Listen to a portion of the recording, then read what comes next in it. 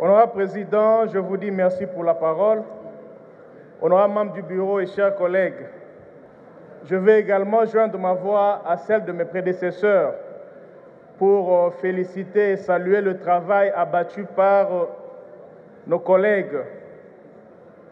J'aimerais aussi, Honorable Président, vous saluer la vigilance qui vous a amené à exiger que ce débat se fasse dans un cadre constitutionnel et institutionnel indiqué. C'est une loi normale pour laquelle j'inviterai vraiment les acteurs politiques à la dépolitiser davantage. Elle est normale mais importante. Je voudrais, Honorable Président, de prime abord, avancer un postulat. Dans l'état actuel, on peut organiser les élections. Nous n'avons pas besoin d'une loi nouvelle pour les élections. On peut les organiser. Mais cette initiative découle d'un besoin réel.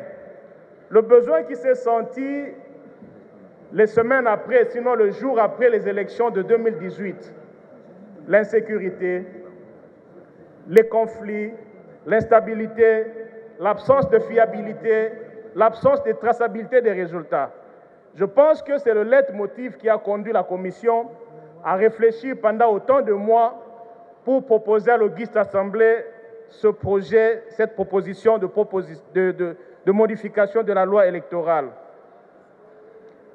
C'est vrai, il y a beaucoup d'initiatives, beaucoup d'éléments qui paraissent être importants, mais pour lesquels j'aimerais quand même avancer certaines observations.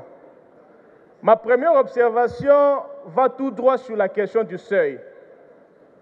Honorable Président, je n'irai pas par quatre chemins pour dire que le seuil, en réalité, c'est la négation même de la volonté de la population.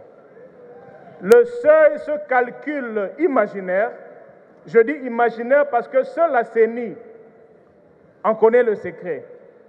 Et pour moi, la meilleure loi électorale, c'est celle qui va extirper la CENI de tout calcul dont elle est la seule à maîtriser les contours.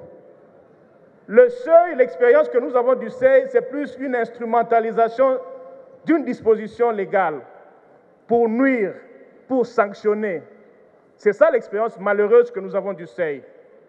Au-delà de cette expérience malheureuse, le seuil peut également avoir un avantage. Le but poursuivi dans l'insertion du seuil, c'était au fait la stabilité des institutions. C'était assurer une large représentation des acteurs politiques. Mais l'expérience nous renseigne que le seuil a été utilisé pour autre chose. C'est pourquoi je joins ma voix à ceux des députés qui pensent qu'il faut absolument élaguer le seuil de cette loi. Honorable Président, je veux également faire mention d'un article qui a été différemment abordé ici. L'article 116 bis, qui est relatif aux suppléants. La proposition de nos collègues voudrait que, en matière de suppléants, que les ascendants et les descendants soient écartés. Je ne suis pas d'accord avec eux, mais avec un autre argumentaire. Loin de vouloir avoir un procès de détention sur les criminels, les potentiels criminels qui seraient des suppléants, je vois plus la faisabilité de cette disposition. Sur le plan juridique, comment prouver que tel est ascendant ou pas? C'est soit l'acte de naissance, c'est soit la composition familiale. Donc c'est un débat qui s'ajoute à la difficulté que rencontre la CENI.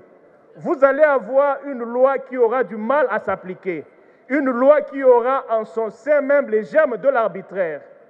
C'est difficile pour ne pas dire impossible, parce qu'on le sait, la loi électorale, les élections en soi sont astreintes à un calendrier qui est strict. Et insérer une telle disposition qui amènerait à des contentieux, à des réclamations d'ordre administratif, c'est quand même un vœu qui serait quand même difficilement réalisable. Donc, de mon point de vue, il faudrait que la population qui est suffisamment mature puisse juger de l'éthique des candidats qu'elle pense voter. Donc, pour ne pas me répéter, c'est une disposition qui est à élaguer. Ces deux propositions me conduisent à insinuer, si pas à proposer 2-3 éléments que les collègues qui ont proposé cette initiative, auxquels ils n'ont pas fait vraiment allusion. La notion de la preuve électorale. Le but de la loi, honorable président, c'est arriver à réduire sensiblement le nombre de contentieux électoraux. On n'aura pas fait œuvre utile si au bout de ces élections de 2023, il y a encore des milliers d'actions au niveau de la Cour constitutionnelle, le contentieux électoral.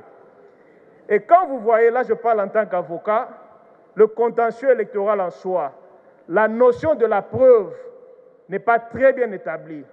Je vais verser à la Commission mes propositions. Il faut arriver à bien indiquer la notion de la preuve, de sorte que la preuve lie non seulement la Cour constitutionnelle, mais également la CENI. Nous sommes dans un théâtre judiciaire ou du contentieux où seule la Cour constitutionnelle est maître. Elle se borne à rendre un jugement, un arrêt, sans pour autant que le justiciable, si pas le demandeur de l'action au niveau du contentieux électoral, n'ait les moyens de faire fléchir la Cour, nonobstant les preuves qu'il peut détenir devant soi. Donc il faudrait que dans cette loi, que la notion de la preuve soit clairement établie, de sorte que lors du contentieux, et la Cour et aussi la CENI soient liés. À cela aussi s'ajoute la notion de la responsabilité de la CENI. Honorable Président, vous avez un acteur qui de bout en bout, est irresponsable. De bout en bout, la CENI est irresponsable. Bévue ou pas, la CENI est irresponsable. C'est très dangereux. À un moment donné, il faut insérer dans cette loi, je vais faire des propositions au sein de la Commission, des dispositions qui rendent la CENI responsable. Déjà qu'elle doit être aussi partie au procès. On a eu affaire à des erreurs, à des violations graves des droits pour lesquelles la CENI n'a été nullement inquiétée. Il faut voir la légèreté avec laquelle les dossiers sont traités au niveau du contentieux électoral. Je vais faire des propositions pour que la CENI devienne de plus en plus responsable. Je chuterai, honorable président, par rendre cette loi électorale également une loi qui érige aussi certaines infractions électorales. Qu'est-ce que je veux dire par là? On peut rencontrer la fraude électorale, on peut rencontrer également la faute électorale. Il faudrait que dans cette loi, que le candidat aussi soit responsable de quelque chose. Parce que le candidat est aussi auteur de la faute ou de la fraude électorale. Je voudrais qu'au bout du rouleau, que tous les acteurs soient responsables de quelque chose. Il faudrait qu'on insère dans cette loi des infractions types que moi je qualifie d'infractions électorales, notamment la fraude électorale et la faute électorale, qui incomberaient à la CENI et aussi certaines incomberaient aux candidats que nous sommes. Je voudrais citer, honorable président, en rappelant une phrase que m'a confiée un aîné qui est un administrateur, qui est le secrétaire général à l'environnement. Il m'a dit un jour, récemment d'ailleurs, il dit, honorable Mafuta, le problème du Congolais, c'est que nous voulons diriger nos lois, au lieu de nous laisser diriger par nos lois. J'ai dit, nous vous remercie. Merci, chers collègues, merci.